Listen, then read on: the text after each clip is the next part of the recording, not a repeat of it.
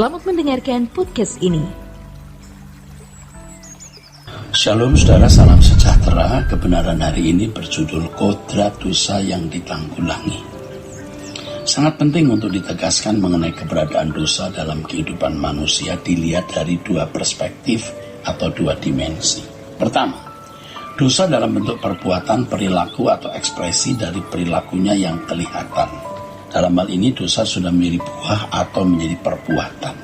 Kedua, dosa dalam bentuk atau berupa kodrat atau potensi, yaitu penggerak seseorang melakukan suatu perbuatan dosa.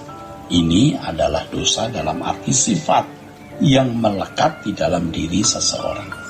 Inilah yang disebut sebagai kodrat dosa atau hukum dosa dalam diri semua manusia yang telah kehilangan kemuliaan Allah. Nah saudara, banyak orang yang menyelesaikan masalah dosa hanya pada perbuatan yang sudah dilakukan. Nah, ini perspektif pertama, dengan cara meminta pengampunan. Setelah itu ia merasa sudah menyelesaikan masalah dosanya. Padahal masalah dosa bukan hanya pada tindakan lahiriahnya, melainkan juga pada potensi dosa yang ada di dalam dirinya. Perspektif kedua, ya, cara kita memandang dosa. Jadi tidak cukup kita meminta ampun dengan mengatakan, ampunilah dosaku ya Tuhan, aku sudah mencuri, aku sudah berzina, aku sudah berkelahi. Tetapi juga harus melihat kodrat dosa di dalam dirinya yang harus diselesaikan.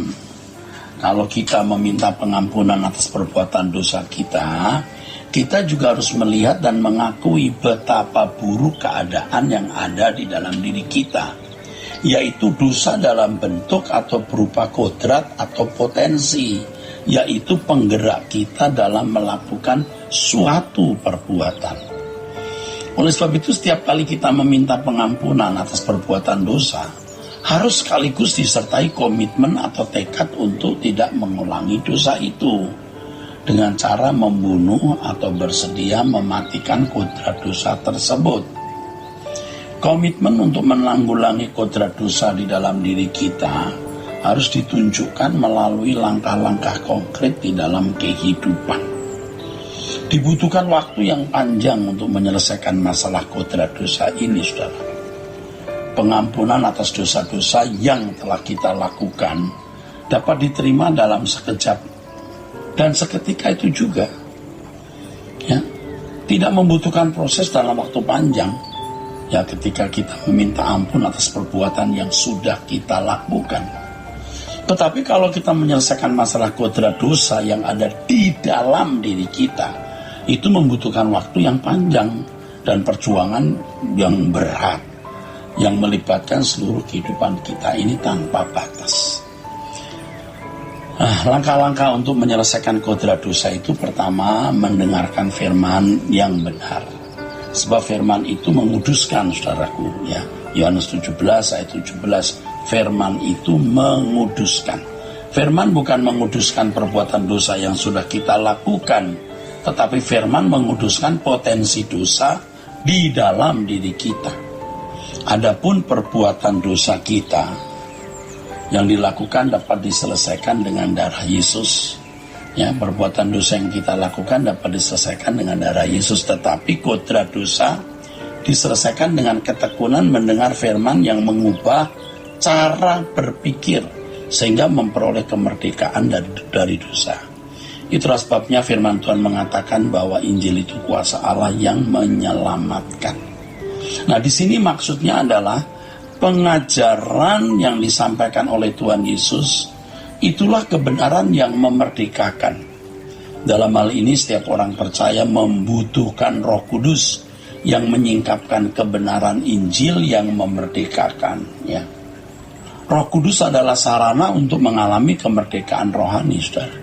Itulah sebabnya langkah kedua setelah firman yang bisa menyelesaikan masalah kodrat dosa kita, langkah kedua adalah pimpinan Roh Kudus.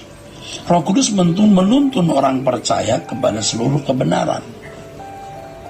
Nah, itulah sebabnya saudara, berdoa itu sebenarnya bukan suatu yang mudah dilakukan. Dalam kenyataannya banyak orang Kristen yang tidak sanggup menyediakan waktu secara teratur menjumpai Allah. Mereka tidak sanggup duduk diam di kaki Tuhan lebih dari 15 menit. Nah, ironisnya lagi, para teolog yang bisa berjam-jam di ruang perpustakaan, 10 menit pun tidak bisa diam di kaki Tuhan guna mengadakan perjumpaan dengan Allah. Sehingga mereka memiliki pengetahuan Alkitab tanpa spirit atau roh yang bisa mengubah jemaat. Dalam perjumpaan dengan Allah banyak hal yang terjadi di luar pengertian kita. Sebab secara adikodrati Allah mengubah kita melalui perjumpaan-perjumpaan dengan dirinya dalam doa. Nah, itulah perjumpaan kita dengan Allah melalui Roh Kudus. Roh Kudus memimpin kita kepada seluruh kebenaran. Maka harus dijumpai di dalam kehidupan doa kita setiap hari, saudara. Nah, orang bisa merasakan keberadaan Allah, kehadiran Allah, kalau dia duduk diam di kaki Tuhan. Kalau dia setia duduk diam di kaki Tuhan, di situ dia akan mengalami perjumpaan dengan Allah. Jangan kita gantikan dengan kegiatan pelayanan, ya, kegiatan secara teknis. Jangan digantikan pula dengan berteologi, belajar ilmu teologi, tetapi tidak mengalami perjumpaan dengan Allah.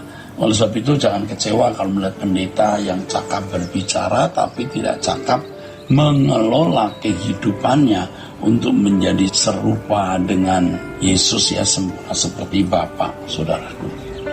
Jadi penting sekali loh, saudara, duduk diam di kaki Tuhan untuk mengalami perjumpaan dengan Allah di dalam dan melalui Roh Kudus itu. Akhirnya untuk mengalami kemerdekaan dari kodrat dosa, seseorang harus melalui proses pengalaman hidup. Ya, pengalaman hidup. Dalam setiap peristiwa hidup yang dialami atau dijalani, seseorang dibentuk Tuhan, diproses untuk dimerdekakan dari kodrat dosa. Jadi semua kejadian yang diizinkan Allah terjadi dalam hidup orang percaya yang mengasihi Dia. Itu mendatangkan kebaikan agar orang percaya serupa dengan Yesus. Pengalaman-pengalaman hidup, kejadian-kejadian yang Tuhan izinkan kita alami itu sebenarnya merupakan cara Allah untuk mengubah kita agar kita menanggalkan kodrat dosa. Kodrat dosa dalam diri kita. Lalu bisa mengenakan kodrat ilahi.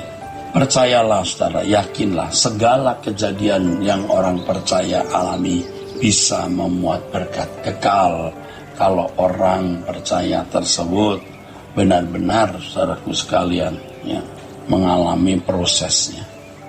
Jadi semua kejadian yang Allah izinkan terjadi itu, wah, memiliki berkat kekal.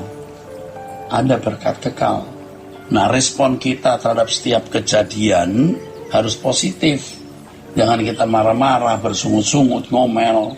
Akhirnya kejadian atau pengalaman itu tidak mendatangkan perubahan. Allah tahu bagaimana memproses kita. Ya, saudaraku. Jadi kita diproses melalui pengalaman hidup, kejadian-kejadian yang kita tidak senang sebenarnya.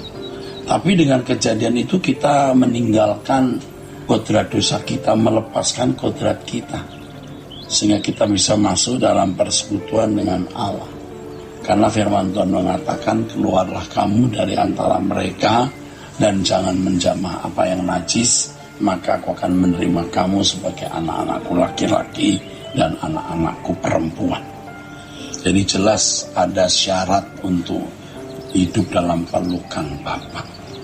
Dengan demikian sangat jelas, ya, bahwa kemerdekaan seseorang dari kodrat dosa membutuhkan perjuangan dalam proses yang membutuhkan waktu panjang.